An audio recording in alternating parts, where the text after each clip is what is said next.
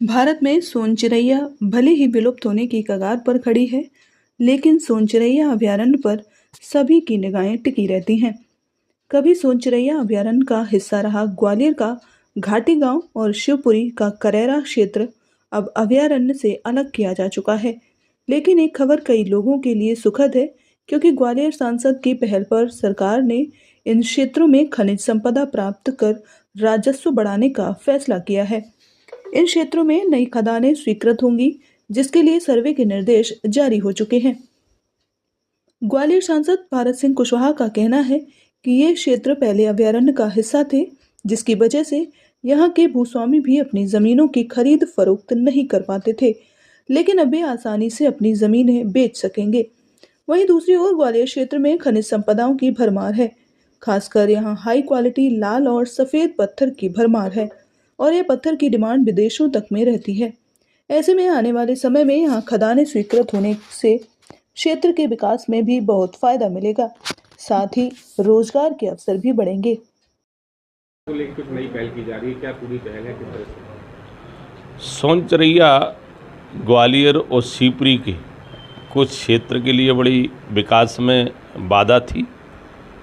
सोन चिरैया हटाने का काम हमारे देश के प्रधानमंत्री, भारत सरकार, प्रदेश की सरकार के सहयोग से ये बहुत बड़ा काम हुआ है कि सोन चिरैया क्षेत्र डी-नोटिफाई हुआ है।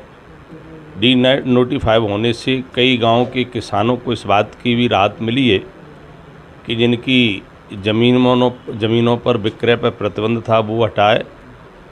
कहीं किसी को बोर ट्यूबवेल खनन कराना था तो उस पर भी ब्रेक था, वो भी रोक हटी है। कुल मिलाकर मेरा ऐसा मानना है कि सोन चिरैया कुछ क्षेत्र ऐसा था जो डी-नोटिफाई हुआ है, उसमें खनिज का अपार भंडार है।